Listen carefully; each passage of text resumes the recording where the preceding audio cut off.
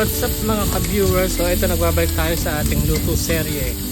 Madali lang naman itong lulutuin natin kasi isa lamang itong parang adobo siya. Pero instead na yung pampaasim natin is suka, alternate natin is yung kalamansi. Madali lamang naman ito pagluluto na ito. Inuna ko nga lamang yung malalaking slice ng onion. So, pwede rin namang hindi nyo nalutuin. Kasi kung gusto nyo na parang maanghang yung hot yung sibuyas nyo, huwag nyo nang lutuin. Idiretso nyo na lang pagkaluto na yung karne, ilagay nyo na lang yung sibuyas. Ginawa ko din dito ay parang free-fry ko na lang din siya para mas maluto yung yung pork niya. Tapos para mawala yung medyo yung lansa niya. Hindi pa rin kayo pa rin na masusunod kung ano yung preference ninyo. Pwede namang igisa nyo na kaagad sa bawang sibuyas, diretsa nyo na kung talagang nagmamadali kayo. Tapos ilagay nyo na kaagad yung pork. Tapos hintay-hintay nyo lang, konting sabaw lang muna. Di ba may pinagbabaran to ng toyo, kalamansi, tsaka yung panimpla, yun na.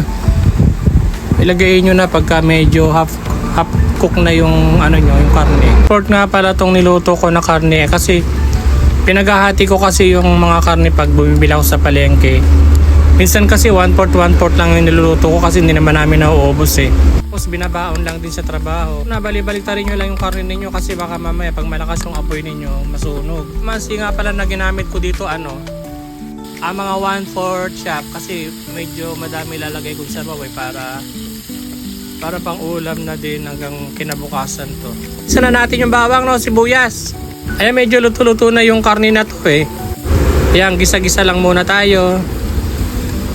Hindi ko na nilagay sa ibang plato yung yung pinagbabaran ay yung pinaglutuan na parang pinirito kasi mag-aksaya na naman ang nahugasan. Igigilid lang natin para wala na tayo masyadong hugasan sa kusina. Ayan, ganyan-ganyan lang, Madali lang magluto Tingin-tingin lang kayo sa mga nagluluto. Ayan, yung pinagbara natin ng mga toyo, kami kalamansi. Yan tapos magdadagdag na lang tayo ng water.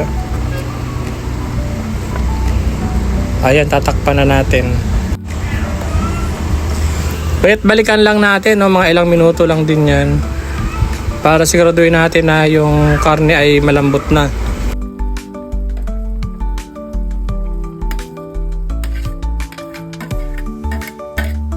Yan na nga pala, nilagay ko na yung yung pinirito natin na onion kaganina, yung bago natin igisa tong mga karne na pinagbabaran sa toyo. Kasi luto na pala, inoff ko na yung kalan. At nga pala sa mga laging nagla-likes na mga video ko, maraming salamat po sa inyo. Suporta po ninyo, malaking na rin po sa amin sa mga nagko-content na small content creator. Malaking bagay na rin po yun para mapanood po sa iba't ibang platform wider. Kumbaga kung nilalike nyo po yung mga video po namin, mapapanood po siya sa mas malalaking mga. Nandito na naman po tayo. Maraming po salamat sa pagsubaybay hanggang dulo.